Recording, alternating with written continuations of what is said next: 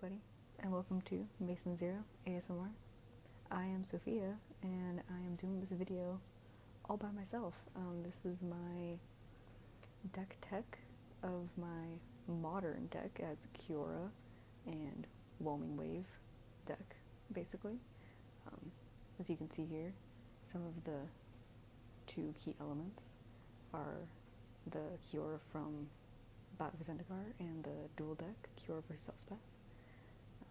So I guess let's go through this one at a time. So Kiora Master of the Depth from Battle for Zendikar is 4/4 loyalty, and you can +1 to untap up to one target creature and one target land.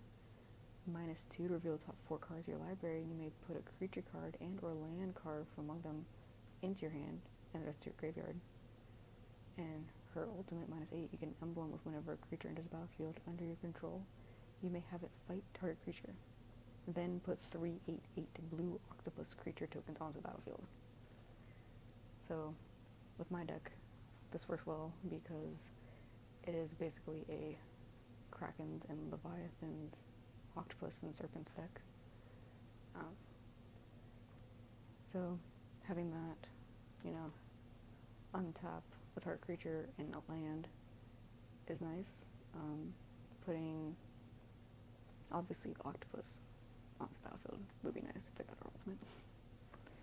And then the other core, Kiora, comes in with 2 loyalty, +1 until your next turn. Prevent all damage that would be dealt to and dealt by target permanent and opponent controls.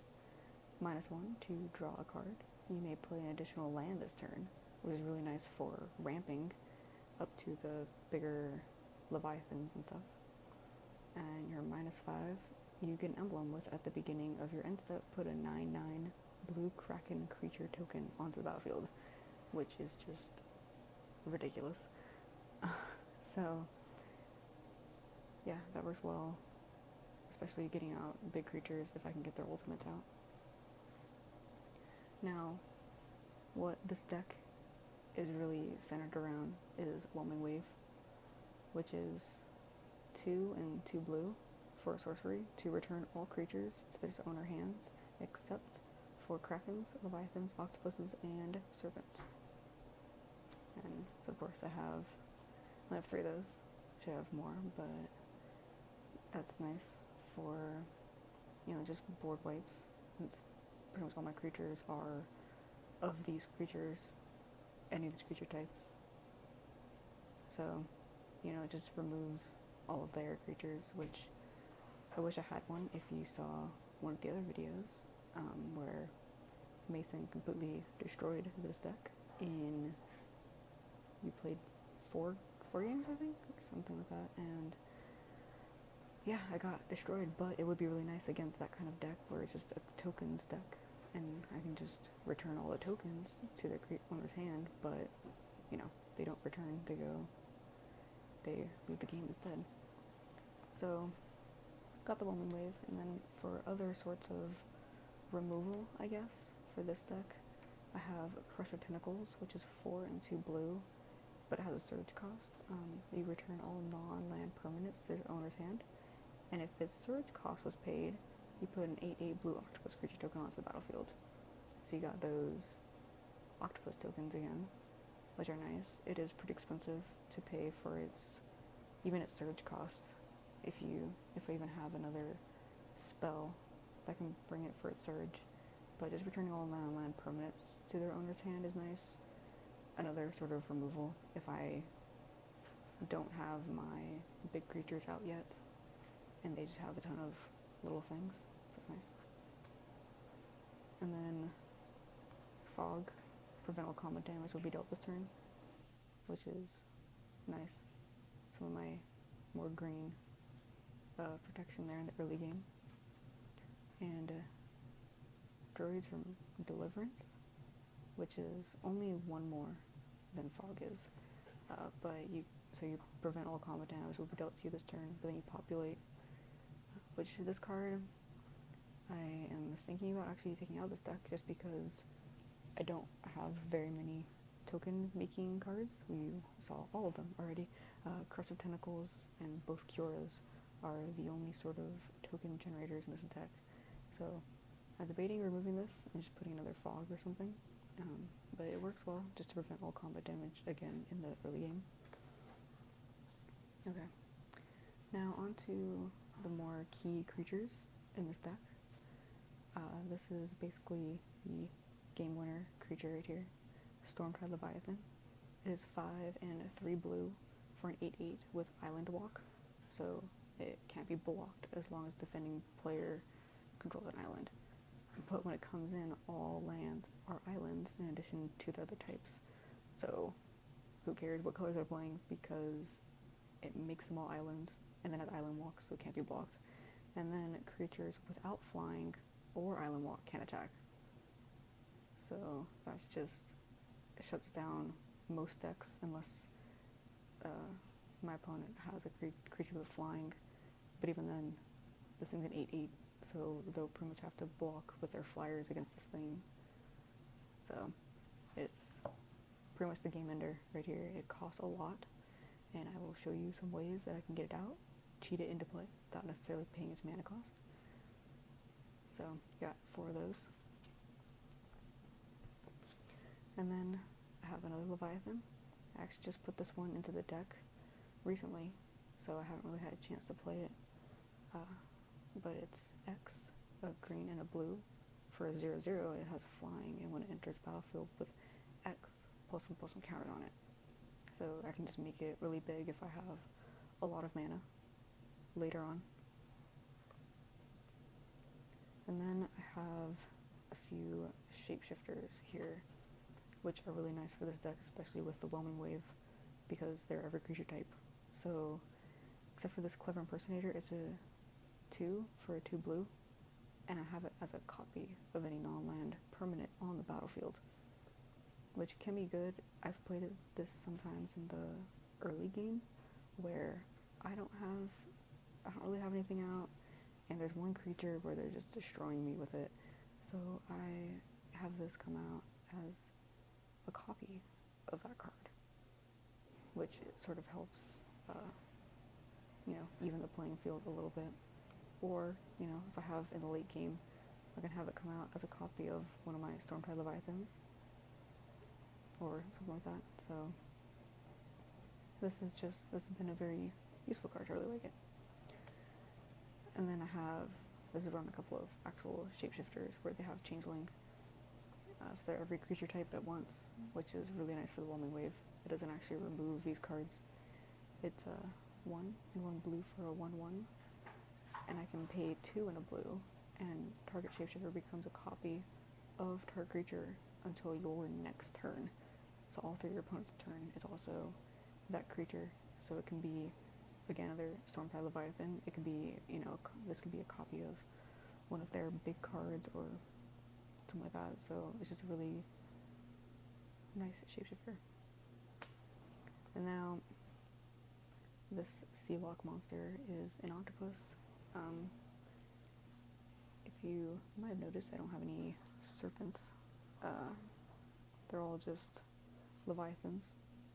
Actually, yeah, I have no Krakens, or haven't found any good Krakens or serpents to really put in this deck, and even this octopus isn't great, but I want to have more of these big, deep sea creatures in the deck.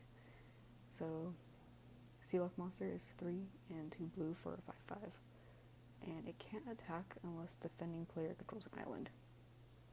So it kind of has like sort of Island Walk-ish, but if there is a Stormtide Leviathan out, then it can attack. That's fine.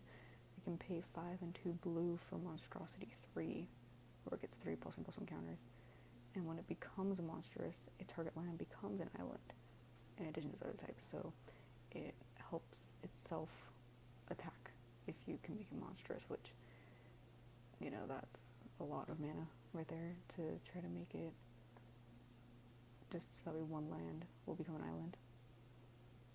So it works especially well with a Stormtide Leviathan already out, or if you can play it soon, but at least it's a really big defender for whatever that's worth. But I would like to take this card out if I have something better to put in.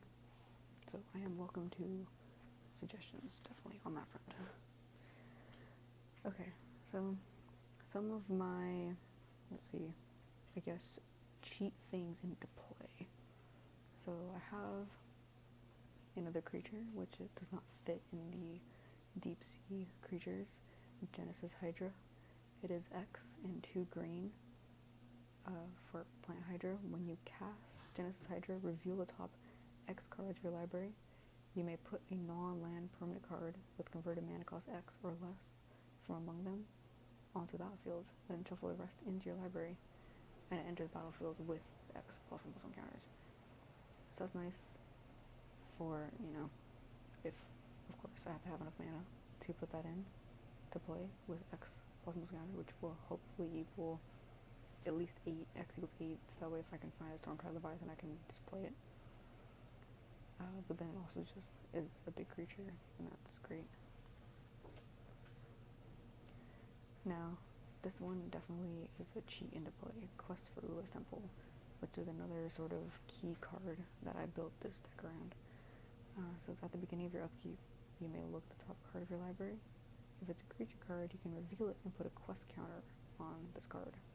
And then at the beginning of each end step, if there are 3 or more quest counters on Quest for Ula's Temple, you may put a Kraken, Leviathan, Octopus, or Serpent creature card from your hand onto the battlefield, which just gets insane.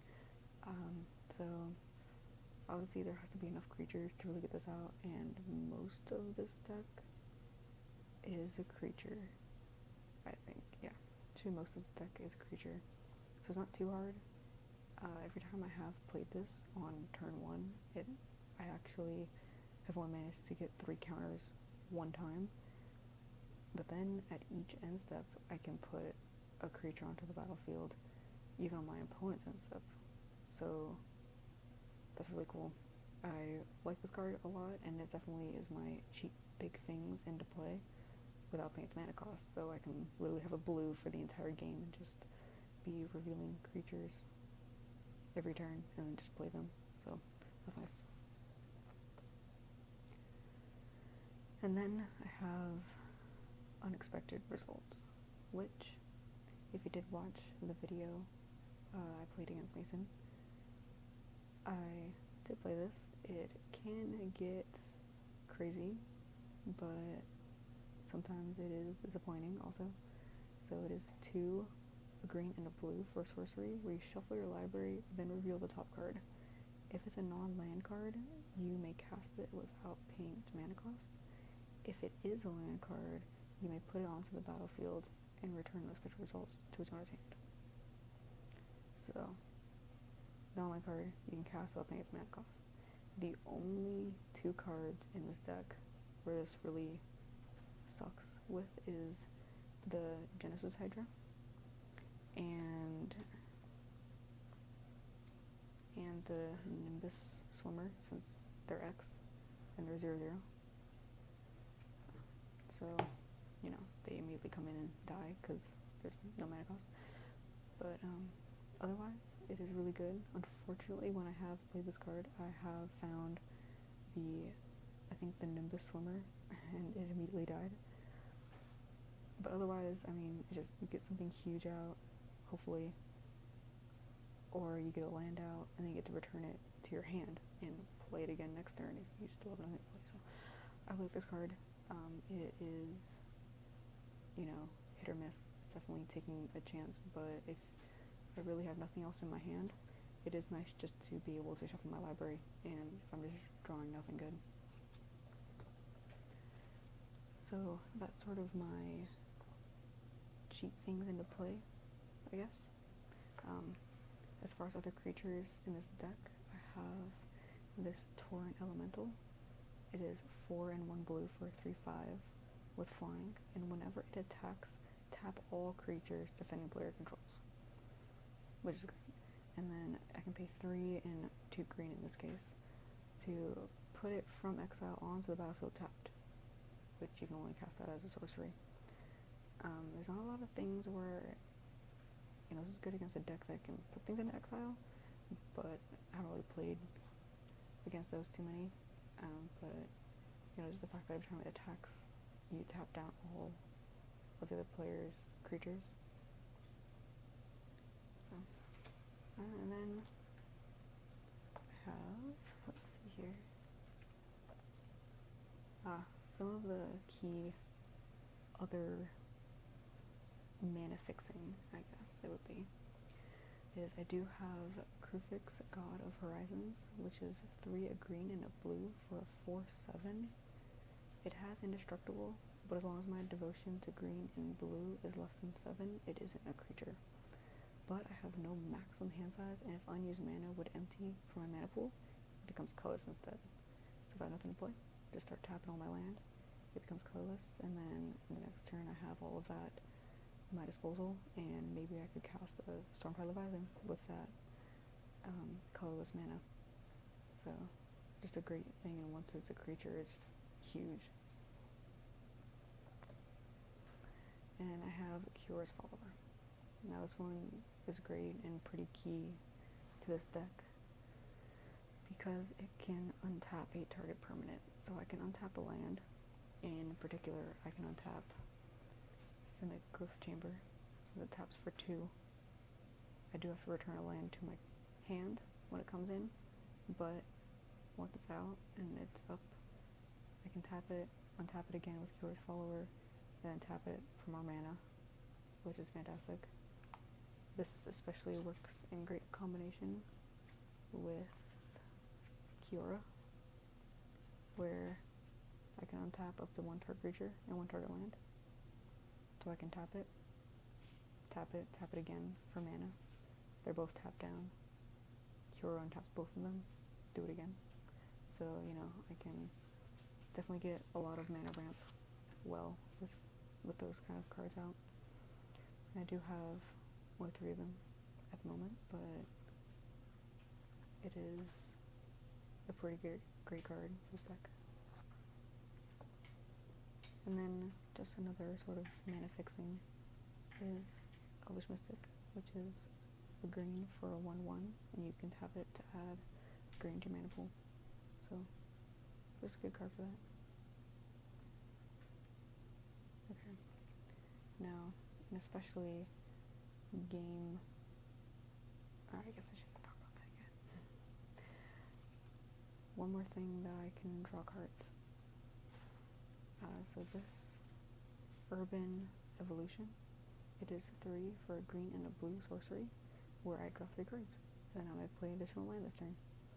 So kind of a lot of mana for that, but it is nice to draw 3 cards, especially if I have Grufix out, because I have no maximum hand size. If I draw 3 more cards, I don't have to discard them, if it does get to that point. And then I have Aquatex Will, which is 1 blue for a tribal sorcery. Now this is Merfolk, so it doesn't really fit with this deck too well, but I do have the Shapeshifters and Cura's Follower are Merfolk, so I can get this one out by, you know, turn 3 or so. I can play Aquatex Will if I have Cura's Follower already out. It puts a flood counter on target land. That land is an island, and it is to other types as long as there's a flood counter on it.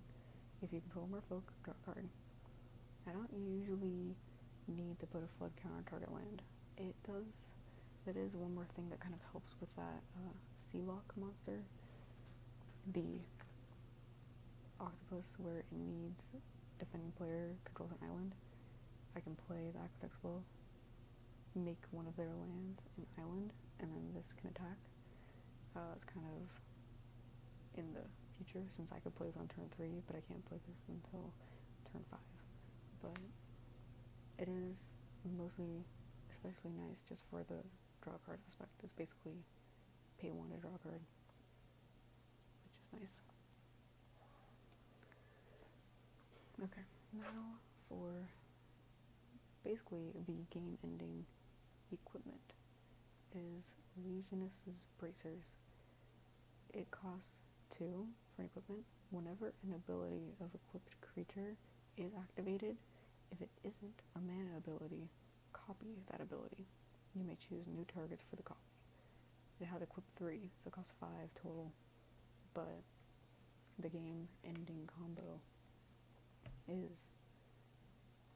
having illusionist bracers on Kiyora's follower to continuously untap another target permanent, especially with Simic Growth Chamber out.